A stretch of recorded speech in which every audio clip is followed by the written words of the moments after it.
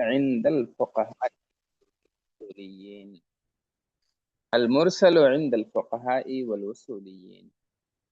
یہ تو مرسل کی جو تعریف ہم نے اصطلاحی پڑھی ہے محدثین کے نزدیک، لیکن فقہا اور اصولیوں کی نگاہ میں مرسل کیا ہے؟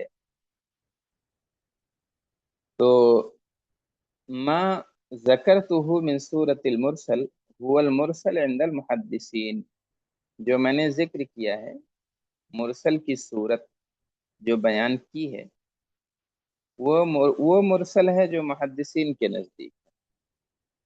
وہ المرسل عند المحدثین، تو محدثین کے نزدیک جو مرسل ہے وہ مرسل میں نے بیان کی۔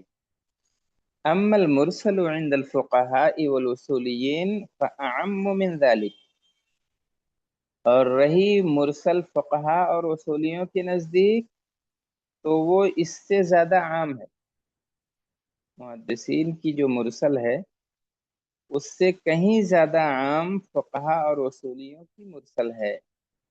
فعندهم ان كل منقطع مرسل على اي وجه كان انقطاعه، تو ان کی نظر میں ہر منقطع مرسل ہے، جس سند میں بھی انقطاع ہے، کوئی راوی حذف ہے، کہیں سے بھی گرا ہو اور کسی بھی صورت شکل میں، چاہے تسلسل کے ساتھ چاہے بغیر تسلسل کے، تو وہ مرسل ہے۔ جہاں کڑی کٹی ہے وہ مرسل ہے بس۔ فقہا وہ ہاں علی ای وجہ کان انقطاعہ، وہ انقطاع کسی بھی طرح کا ہو۔ وہذا مذہب الخطیب ایضا، اور یہی خطیب بغدادی رحمہ اللہ کا بھی مذہب ہے۔ تو یہ بات آسان ہے، دیکھیے محدثین کے نزدیک مرسل الگ ہے اور فقہا اور اصولیوں کے یہاں مرسل الگ ہے۔ محدثین کے یہاں مرسل کیا ہے ہم لوگ پڑھ لیے، یا آخری سند میں انقطاع۔ فقہا اور اصولیوں کی نظر میں منقطع ہر وہ روایت ہے جس میں انقطاع ہو، مرسل ہر وہ روایت ہے جس میں انقطاع ہو۔ اب انقطاع کیسے بھی ہو، کسی بھی طرح سے، ٹھیک ہے؟ تو اس میں بہت زیادہ تھکنے کی ضرورت نہیں، بس یہ کہیے کہ محدثین کے یہاں انقطاع وہ ہے کہ جس کے آخری سند میں انقطاع ہو، لیکن فقہا اور اصولیوں کے یہاں مرسل وہ ہے جس میں انقطاع کہیں سے بھی ہو اور کسی بھی طرح کا انقطاع ہو تو وہ مرسل ہے۔ تو ان کے یہاں مرسل عام ہے ان کے مرسل سے۔ اچھا، اب اس کے بعد حکم دیکھیے، حکم کیا ہے؟ المرسل فی الاصل ضعیف مردود، مرسل اصل میں ضعیف ہے اور مردود ہے۔ ضعیف کی قسموں میں اس کا شمار ہوتا ہے اصلاً۔ کیوں ضعیف کی قسموں میں اس کا شمار ہوتا ہے؟ لفقدہ شرطا من شروط المقبول، مقبول کی شرطوں میں سے ایک شرط نہ ہونے کی وجہ سے، اور وہ شرط کیا ہے؟ اتصال سند۔ وللجہل بحال الراوی المحذوف، اور محذوف راوی کی حالت مجہول ہونے کی وجہ سے۔ اب جو راوی محذوف ہے، جو گرا ہے، ساقط ہے، اس کی حالت بھی نہیں معلوم ہے۔ جب جس کو ہم جانتے نہیں ہیں تو اس کا تعارف کیسے ہوگا، اس کے بارے میں حکم کیسے لگے گا کہ وہ کیسا تھا؟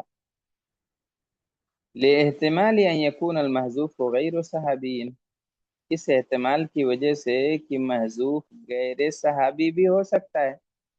صحابی پر تو حکم لگا ہے عام حکم کہ کلہم عدول، سب عادل ہیں، لیکن ہو سکتا ہے تابعی نے کسی تابعی کو حذف کیا ہو، اس کا تو احتمال ہے۔ وفی هذه الحال يحتمل ان يكون ضعیفا، اور اس حالت میں اس بات کا احتمال ہے کہ وہ روایت ضعیف ہو۔ تو یہ بات ہو گئی۔ مرسل اصلاً ضعیف کی قسم ہے، مردود روایت ہے، غیر مقبول ہے۔ کیوں؟ اس لیے کہ قبولیت کی شرط اس میں نہیں ہے، اتصال سند۔ اور جب سند متصل نہیں ہے اور جو راوی گرا ہوا ہے اس کے بارے میں خبر نہیں ہے، صحابی ہیں کہ صحابی کے علاوہ تابعی ہیں، لہذا وہ روایت ضعیف ہو گئی۔ لكن العلماء من المحدثين وغيرهم اختلفوا في حكم المرسل والاحتجاج به، لیکن محدثین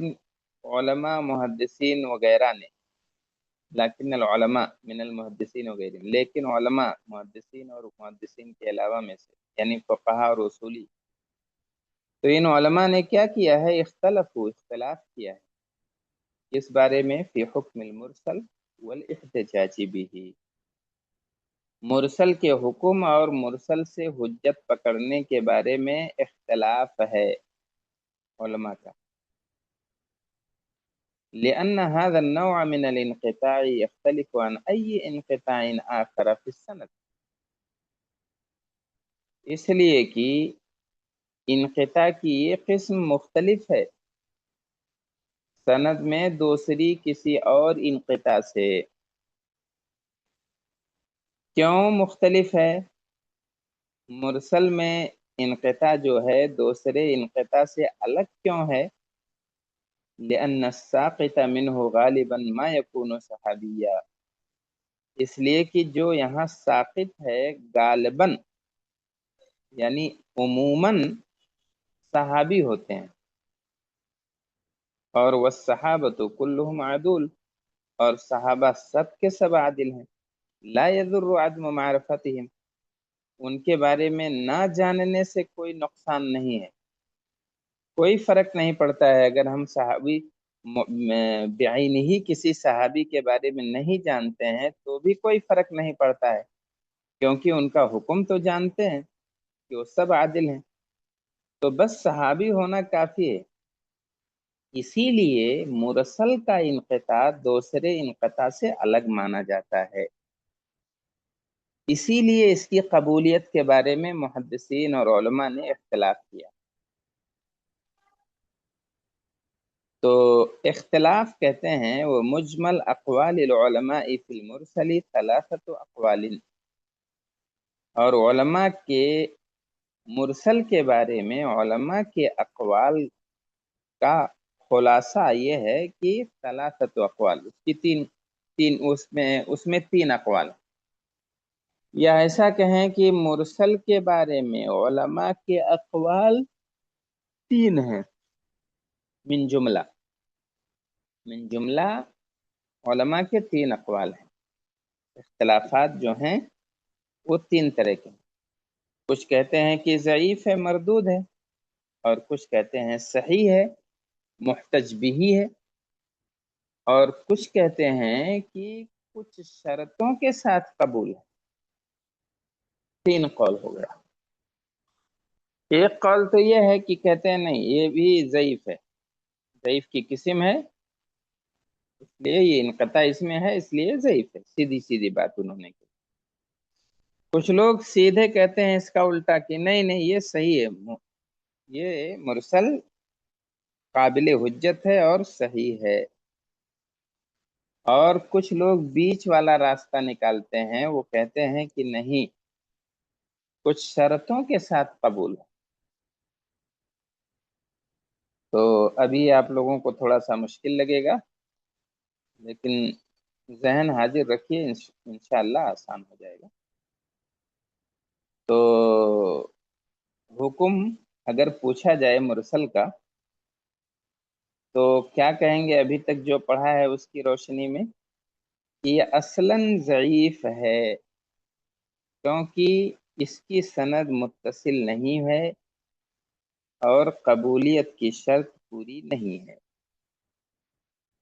لیکن علماء نے اس کے بارے میں اختلاف کیا ہے، क्योंकि मुरसल का इनक़िता दूसरे इनक़िता से अलग होता है, इसलिए कि यहाँ उमूमन सहाबी होते हैं जो हज़्फ होते हैं, और सहाबी सब आदिल होते हैं। उनको अगर कोई नहीं भी पहचानता है बेआइनिही तो भी इससे कोई फर्क नहीं पड़ता है। लिहाजा उलमा के अक़वाल मुरसल की कबूलियत के बारे में उलमा के 3 अक़वाल हैं। पहला कौल ज़ईफ़ है, दूसरा कौल ये है कि ये सही है, और तीसरा कौल ये है कि ये कबूल है लेकिन कुछ शर्तों के साथ। अच्छा, अब आइए तफसील देखते हैं। अलिफ, ज़ईफ़ मरदूद, पहला कौल है। पहला कौल मुरसल के हुक्म के बारे में यह है कि ये ज़ईफ़ है, मरदूद है। वहाज़ा इंद जमहूरिल मुहद्दिसीन व कसीर मिन अस्हाबिल उसूल वल फुक़हा, और ये जमहूर मुहद्दिसीन का कौल है और अक्सर असहाबे उसूल, अक्सर उसूलियों और अक्सर फुक़हा का कौल है। पहला कौल कि ये मरदूद और ज़ईफ़ है, ये समझिए जमहूर का कौल है। वहुज्जतु हाउलाई हुवल जहलु बिहालिर रावी अल महजूफ, और इनकी दलील क्या है कि महजूफ रावी की हालत ना मालूम है।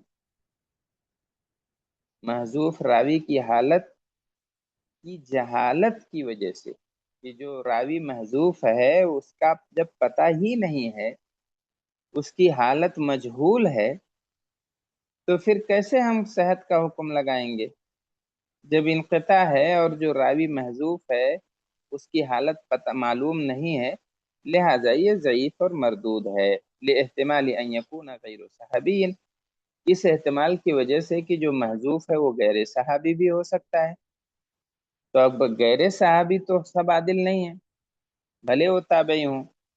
लिहाजा इन लोगों का कौल ये है जमहूर का कि जब रावी की हालत मालूम नहीं है तो वो रिवायत ज़ईफ़ मानी जाएगी। दूसरा कौल यह है सहीहुन युहतज्जु बिही, कि मुरसल सही है, उससे हुज्जत पकड़ेंगे, उसे दलील लेंगे, उसे तकरीरों में बोलेंगे, उसे अपनी तहरीरों में लिखेंगे और उससे उसे हुज्जत मानेंगे। वहाज़ा इंदल अइम्मा अस्सलासा, और ये अइम्मे सलासा के नज़दीक है। अइम्मे सलासा यानी अबू हनीफा, मालिक और अहमद। व ताइफा मिनल उलमा, और उलमा की एक जमात का कौल है। बेशर्त अन यकून अल मुरसल मुरसिल सिक़तुन वला युरसिलु इल्ला अन सिक़तिन, इस शर्त के साथ कि मुरसिल यानी जो इरसाल कर रहा है, मुरसिल सिक़ह हो और वो सिर्फ सिक़ह से ही इरसाल करता हो। जब नाम छोड़ता हो तो अगर जब गहराई में जाएं तो पता चले कि जिसका नाम छोड़ा है वो सिक़ह है। इस वजह से नाम नहीं छिपाया है कि वो काबिल एतबार नहीं थे, बल्कि जब भी नाम नहीं लिया है तो जिसका नाम नहीं लिया है वो सिक़ह ही निकला है। वह हुज्जतुहुम अन ताबिई अस्सिक़ा ला यस्तहिल्लु अन यक़ूल क़ाला रसूलुल्लाह इल्ला इज़ा समिअहु मिन सिक़ा, और इनकी दलील क्या है जो कहते हैं सही है। इनकी दलील ये है कि सिक़ह ताबई से मुमकिन नहीं है कि वो ये कह दे कि अल्लाह के रसूल ने कहा है, मगर उसी वक्त जब किसी सिक़ह से सुना होगा तभी कहेगा। तो इनकी हुज्जत क्या है, इनकी दलील कि ताबई अगर किसी को हज़फ करते हैं और कहते हैं डायरेक्ट काला रसूलुल्लाह, तो ये तभी कहेंगे जब किसी सिक़ह से सुना होगा, तभी किसी काबिल कबूल आदमी से सुना होगा, भरोसेमंद आदमी से, तभी काला रसूलुल्लाह कहेंगे, वरना ताबई भी काला रसूलुल्लाह नहीं कहेंगे इतनी जसारत और जुरात से। तो अगर वो मुरसिल यानी इरसाल करने वाले ताबई अगर सिक़ह हैं और सिक़ह ही से इरसाल करते हैं, सिक़ह ही रावी को छोड़ते हैं, उसे हज़फ करते हैं, تب یہ قبول کی جائے گی، اس لیے کیونکہ فقہ تابعی کے لیے محال ہے، لا یستحل، یا حلال نہیں ہے، محال ہے کہ وہ کہیں کہ اللہ کے رسول نے فرمایا ہے، مگر اسی وقت جب کسی سے کیسے سنا ہوگا تبھی۔ اچھا، اب اس کے بعد آگے یہ جو تیسرا قول ہے، اس میں قبولیت کی کچھ شرطیں لگائی ہیں۔ جیم، تیسرا قول ہے قبولہ بشروط، یعنی کچھ شرطوں کے ساتھ قبول کرنے کا حکم لگایا ہے، یعنی یصح بشروط، مرسل روایت صحیح مانی جائے گی کچھ شرطوں کے ساتھ، اور یہ قول کس کا ہے؟ امام شافعی کا، وبعض اہل العلم، اور بعض اہل علم کا، وہذہ الشروط اربعہ، اور یہ شروط 4 ہیں، 3 ارسال کرنے والے راوی کے بارے میں ہیں، اور ایک مرسل حدیث کے بارے میں۔ تو وَإِلَيْكَ هَذِهِ الشُّرُوطُ، اور یہ شرطیں آپ کی پیش خدمت ہیں، آپ کے روبرو ہیں، آپ کے سامنے ہیں۔ تو دیکھیے 1 2 3 4، پہلی شرط کیا ہے؟ اگر میں پوچھوں کہ اس شرطیں کیا ہیں مرسل کی قبولیت کی، تو ایسے نہیں لکھنا 1 2 3 4، 4 شرطیں ہیں اور پہلا دوسرا تیسرا چوتھا، بلکہ آگے یہ بھی لکھنا پڑے گا۔ پہلی شرط کیا ہے؟ ان یکون المرسل من کبار التابعین، یہ کہ مرسل یعنی ارسال کرنے والا کبار تابعین میں سے ہو، کوئی بڑا تابعی ہو، بڑا معتبر اور بڑا بھروسے مند، جس کے بارے میں یہ پکا یقین ہو کہ وہ سکہ ہی سے جب سنا ہوگا تبھی ڈائریکٹ کہا ہوگا قال رسول اللہ۔ تو پہلی شرط یہ ہے کہ کبار تابعین میں سے مرسل ہو، جو ارسال کر رہا ہے، جو راوی کو حذف کر رہا ہے، جو اپنے بعد والے راوی کا ذکر نہیں کرتا ہے بلکہ ڈائریکٹ رسول کا تذکرہ کر دیتا ہے، تو کبار تابعین میں سے ہونا چاہیے۔ دوسری شرط کیا ہے؟ اذا سمى من ارسل عنه سمى ثقة، کہ جب وہ نام لے اس کا جس کا ارسال کیا ہے، جس کو گرایا ہے، جسے ساقط کیا ہے، تو ثقہ ہی کا نام لے، سمى ثقة، جب بھی نام لے۔ کہیں کبھی ایسا ہوتا ہے کہ ایک جگہ راوی کو گرا کے بیان کر دیا ہے، کہیں کہیں ایسا ہوا ہے کہ اس کا ذکر بھی کیا ہے، تو جب بھی ذکر کیا ہو، جب بھی نام لیا ہو، تو ثقہ ہی کا نام لیا ہو، تو اس سے اندازہ ہوگا کہ وہ صرف ثقہ ہی سے ارسال کرتا ہے۔ اے اذا سئل عن اسم الراوی الذي حذفه، یعنی جب راوی کا نام اس سے پوچھا جائے جسے اس نے حذف کر دیا ہے، فإنه يذكر اسم شخص ثقہ، تو وہ ثقہ ہی آدمی کا نام لے، ثقہ ہی شخص کا ذکر کرے، تاکہ یہ پتا چلے کہ ہاں جب نام گراتا ہے تو صرف ثقہ ہی کا گراتا ہے، ایسا نہیں ہے کہ کسی غیر ثقہ کا نام حذف کیا۔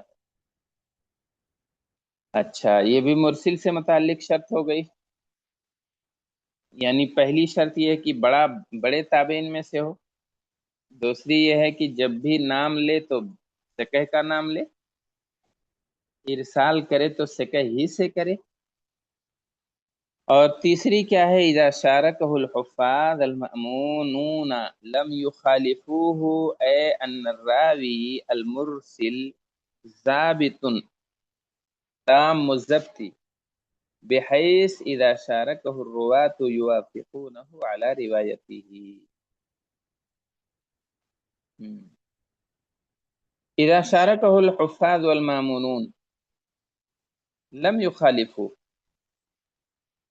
اچھا، تو کہتے ہیں اذا شارکہ، جب اس میں یعنی مرسل جو ارسال کر رہا ہے، جب اس کی مشارکت کریں، اس میں شامل ہوں حفاظ، بڑے بڑے علماء جو کہ مامون ہیں، جو کہ بھروسے مند ہیں، انہوں نے اس کی مخالفت نہ کی ہو، یعنی حفاظ نے، بڑے بڑے محدثین اور علماء نے اس کی مخالفت نہ کی ہو۔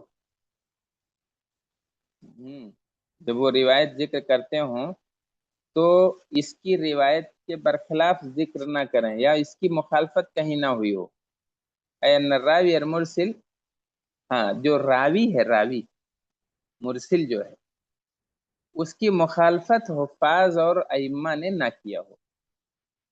یعنی مرسل راوی ضابط ہو، تام الضبط ہو، اس طور پر کہ اذا شارکہ الروات، جب اور دوسرے روات اس میں مشارکت کریں تو اس کی روایت کی موافقت ہی کریں، اس کی مخالفت نہ کریں۔ یعنی حفاظ نے، بڑے علماء نے، ائمہ نے، دیگر روات نے اس کی مخالفت نہ کی ہو کہیں، یعنی یہ تام الضبط ہو مرسل۔ اچھا، چوتھی شرط کیا ہے جس کا تعلق حدیث سے ہے؟ چوتھی شرط یہ ہے کہ ان ينضم الى هذه الشروط الثلاثه واحد مما يلي، کہ ان شرطوں کے ساتھ درج ذیل چیزوں میں سے کوئی ایک ملی ہو۔ یہ تو شرطیں ہیں ہی، اور اس کے ساتھ ساتھ درج ذیل شرطیں، 4 شرطیں اس سے پلس ہوں، اس کے ساتھ ملی ہوئی ہوں۔ الف، پہلی کون سی شرط ہے؟ ان يروى الحدیث من وجہ آخر مسندا، کہ وہ حدیث، مرسل حدیث دوسرے طریق سے مسند ذکر کی گئی ہو۔ یعنی یہاں تو تابعی کے بعد راوی کا نام نہیں ہے، لیکن کہیں اور ذکر آیا ہو اس حدیث کا اور مسند ہو، یعنی وہ ملی ہوئی ہو سند اس کی، وہاں حذف نہ ہو،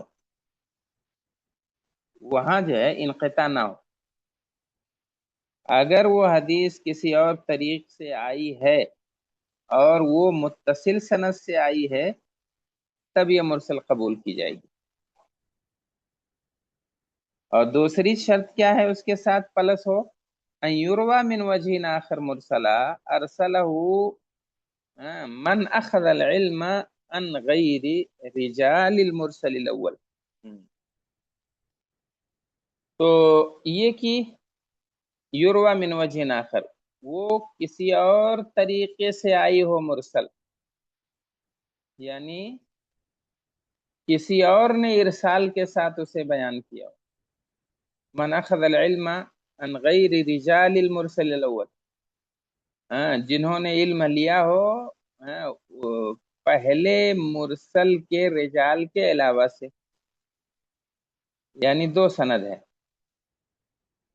تو رجال ہو بہو وہی نہ ہو، ایک جگہ ارسال آیا ہو کسی اور سند سے اور دوسری جگہ ارسال آیا ہو کسی اور سند سے، یعنی مرسل مرسل پلس ہو۔ اس کے بعد تیسری شرط کیا ہے؟ ان یوافق قول الصحابی، کہ وہ روایت صحابی کے قول کے موافق ہو۔ چوتھی شرط یہ ہے یفتی بمقتضاہ اکثر اہل العلم، کہ اکثر اہل علم نے اسی روایت کے مطابق فتویٰ دیا ہو۔ جو مرسل روایت جو بات بتا رہی ہے اسی کے موافق اکثر علماء کا فتویٰ بھی ہو، اتنی ڈھیر ساری شرطوں کے ساتھ جا کے مرسل مقبول ہے تیسرے قول کے مطابق۔ فَإِذَا تَحَقَّقَتْ هَذِهِ الشُّرُوطُ، جب یہ تمام شرطیں پائی جائیں گی، تبینہ صحت مخرج المرسل وما عددہ، تب مخرج المرسل، تبینہ صحت مخرج المرسل، تو مرسل کے مخرج کی صحت واضح ہوگی، یعنی مرسل روایت جہاں سے آئی ہے تو وہ صحیح ہے اور جو اس کی تائید کر رہی ہے، وَأَنَّهُمَا صحیحان، اور دونوں صحیح ہیں، یعنی مرسل ایک اور جو مرسل کی تائید میں آ رہی ہے وہ، لو عارضهما صحیح من طریق واحد، रज्जहनाहुमा अलैहि बितअद्दुदि तुरुक़ि इज़ा तअज़्ज़र अल-जमअु बैनहुमा। और अगर दोनों टकरा रही हों, और अगर उलव आरदहुमा सही, और अगर इन दोनों से कोई सही रिवायत टकरा रही हो, मिन तरीक़िन वाहिद, और वो दूसरे तुरुक से आई हो, दूसरी सनद से, रज्जहनाहुमा, तो हम इन दोनों में से राजह करार देंगे बेतअद्दुद तुरुक, तअद्दुद तुरुक की बुनियाद पर। जिसके तुरुक ज्यादा होंगे उसको हम राजह करार देंगे, अगर दोनों में जमा मुमकिन ना हो। तारुज अगर हो जाए तो जिसकी सनद ज्यादा है, जिसके तुरुक ज्यादा हैं, उसी को राजह करार देंगे। हादा व युमकिन तौजीहु हादिहिल उमूर अल्लती यंबगी अन यंदम्म वाहिदुम मिनहा इला शुरूत थलासा अस्साबिका बिमा यली। कहते हैं ये बात हो गई, और इन उमूर की वजाहत इस तरह से भी मुमकिन है, अल्लती यंबगी, कि जिसके लिए मुनासिब है कि इनमें से कोई एक उसके साथ मिली हुई हो, इन तीनों शर्तों के साथ। जो तीन साबका शर्तें हैं उन्हीं के साथ एक कोई ना कोई शर्त और मिली हुई हो, तो उसकी वजाहत कह रहे हैं। क्योंकि ये इबारत बहुत मुश्किल है, बहुत सारे लोगों के समझ में ये बात नहीं आई होगी क्या समझाना चाह रहे हैं। तो एक दूसरे पैराए में वही बात बताना चाह रहे हैं कि मुरसल हदीस के साथ दर्ज झेल उमूर में से कोई एक चीज और मिली हुई हो, तो वो क्या मिली हुई हो, ये देखिए नीचे जो दिया है उसको वो जरा क्लियर है। जैसे अलिफ हदीस मुरसल है। अब हदीस मुरसल के साथ चार शर्तें कह रहे हैं कि चारों में से कोई एक अगर उसके साथ प्लस है तब वो मकबूल है। तो हदीस मुरसल प्लस हदीस मुस्नद। अलिफ में देखिए मुरसल प्लस मुस्नद, तब जाके वो सही मानी जाएगी। वो मुरसल कब काबिल कबूल होगी, जब वो तीन शर्तें ऊपर की हों, यानी मुरसिल के बारे ताबीन में से हो, मुरसिल सिक़ह हो और सिक़ह ही से इरसाल करता हो, और उस मुरसिल के की मुशारकत दूसरे अइम्मा और रुवात ने की हो। और चौथी शर्त यह है कि इन चारों दर्ज झेल चारों शर्तों में से कोई एक शर्त उसके साथ प्लस हो। तो अब हदीस मुरसल यानी जिसमें ऊपर की तीनों शर्तें पाई जाएं, अब उसमें प्लस क्या है, हदीस मुस्नद, यानी कहीं और मुत्तसिल सनद से आई हो, तब जाके वो मकबूल है। अच्छा, अगर मुस्नद नहीं प्लस है उसके साथ, हदीस मुरसल के साथ, तो एक शर्त ये भी रखी थी कि किसी और तरीके से, किसी और सनद से वो मुरसल मरवी हो, यानी मुरसल प्लस प्लस मुरसल, तब जाके सही होगी। ऊपर की तीन शर्तें तो हो ही, कि इरसाल करने वाला के बारे ताबई हो, सिक़ह हो, और उसकी मुआफ़क़त जो है अइम्मा और हुफ़ाज़ ने, दीगर रुवात ने की हो। उसके साथ साथ ये भी जरूरी है कि किसी और तरीके से इरसाल के साथ वो रिवायत आई हो। अच्छा, उसके बाद तीसरी क्या शक्ल है कि हदीस मुरसल हो और प्लस उसके साथ कौले सहाबी हो, सहाबी का कौल हो उसी के मुवाफिक, तब सही मानेंगे। चौथी, मुरसल हदीस के साथ साथ अक्सर उलमा का फतवा उसके मुवाफिक।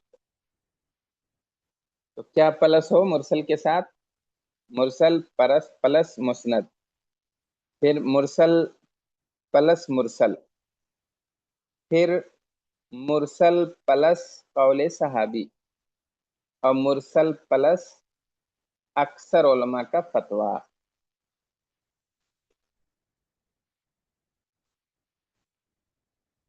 जी। तो आज हमने समझ लीजिए सिर्फ क्या पढ़ा है, हुक्म मुरसल। हुक्म मुरसल या मुरसल के बारे में पढ़े हैं पूरा। मैं बता दूं कि लुग़वी तारीफ, इसमें मफ़ूल है अरसला से। इस्तिलाही तारीफ, जिसके आखिरी सनद में सुकूत हो ताबई के बाद।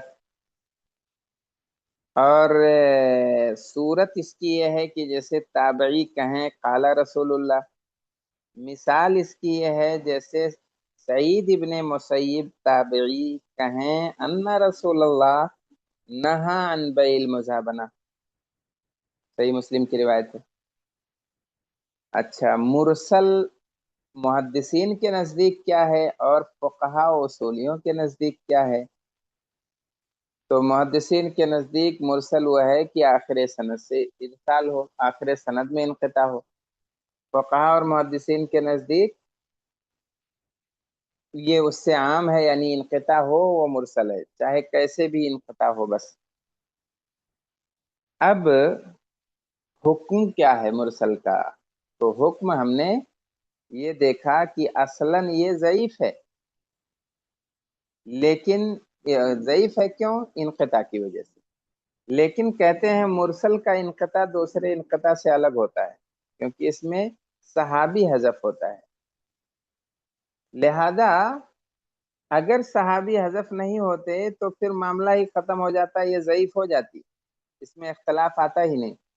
اسی وجہ سے اختلاف آیا، علماء نے تین طرح کے اقوال ہیں علماء کے، کچھ کہتے ہیں کہ ضعیف ہے انقطاع کی وجہ سے، کچھ کہتے ہیں نہیں صحیح ہے کیونکہ صحابی حذف ہوتا ہے، اور تابعی اگر کوئی معتبر آدمی نہیں ہے تو ایسے نہیں کہے گا کہ رسول نے فرمایا۔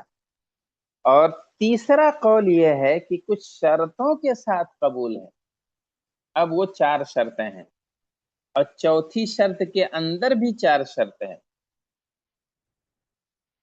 اس کو آپ لوگ جب مراجعہ کریں گے تو انشاءاللہ سمجھ میں آ جائے گا۔ اب مرسل صحابی کا حکم کیا ہے اس کو ہم انشاءاللہ اگلی گھنٹی میں دیکھیں گے۔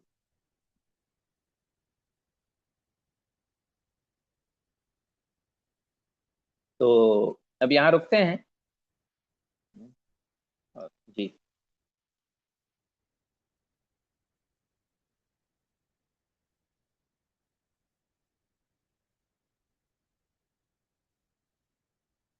السلام علیکم۔